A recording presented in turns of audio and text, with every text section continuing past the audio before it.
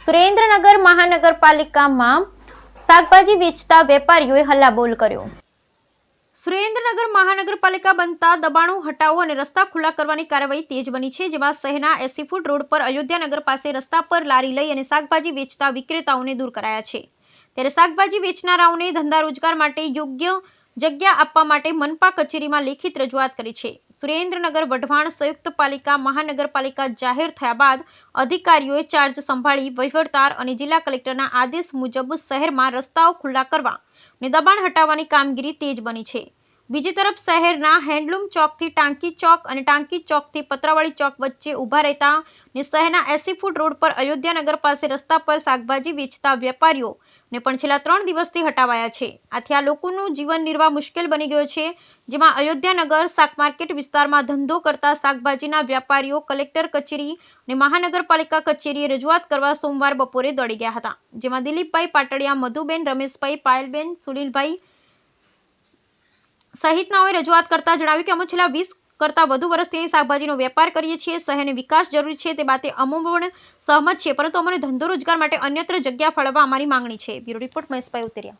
નું નામ છે? મારું નામ અર્જુનભાઈ લવજીભાઈ મેમકિયા। શું કહેવા માંગો છો?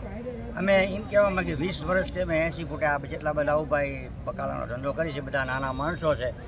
અને મેન વસ્તુ એ છે કે મહાનગરપાલિકા થયું અમે ખૂબ રાજી છીએ, અમને કોઈ વાંધો નથી, પણ આ નાના માણસને એક વ્યવસ્થા કરી આપે એવી કલેક્ટરશ્રીને આપણે વિનંતી છે, મુખ્યમંત્રીને વિનંતી છે, અને કદાચ બેન બોલે તો મોદી સાહેબને પણ મારી વિનંતી છે કે અમને નાના માણસને એક જગ્યા ફાળી દે એવી અમારી સરકારશ્રીને વિનંતી। જય ભારત। આજે કોને કોને રજૂઆત કરી જગ્યા ફાળવવાની?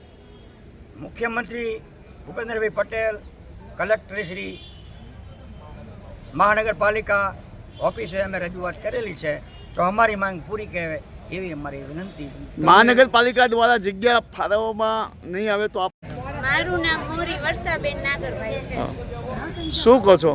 અમે એટલું કહેવા માંગવી છે, અમે 15-20 વર્ષથી 80 ફૂટ રોડ માર્કેટે શાકભાજી વેચવી છે, તો અત્યારે મહાનગરપાલિકા સુરેન્દ્રનગર દૂધરેજ રોડ બધે થઈ છે, તો અમને કાયદેસર રોડ દબાણ માટે થઈને અમને શાકભાજીવાળાને ઉઠાવવામાં આવ્યા છે, તો અમે એક કલેક્ટર કચેરીએ અરજી કરી છે, તો અમે એટલી વિનંતી કરવી છે કે અમને શાકભાજીવાળા બેન આપણે શાકભાજી વેચવા માટેની જગ્યાની રજૂઆત તમે કોને કોને કરી બેન?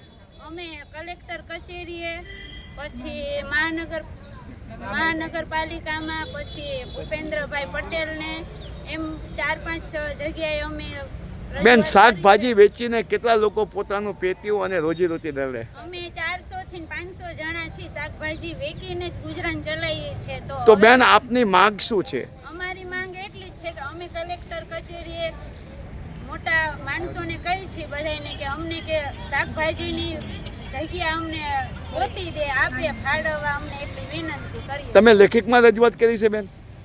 હા, અમે લેખિતમાં કાયદેસર કરી છે। શું બેન આપ કહેવા માંગો છો? અમારે વેચાણ માટે જગ્યા જોઈ છે। શું ધંધો કરો બેન? અમે શાકભાજીનું કરવી છે। કેટલા વર્ષોથી કરો છો? અને 20 વર્ષથી કરવી છે। કેટલા લોકો ધંધો કરે શાક વેચે?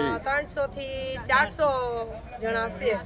હા, જગ્યા ફાળવવા માટે આજે કોને કોને આપ તમે રજૂઆત કરી?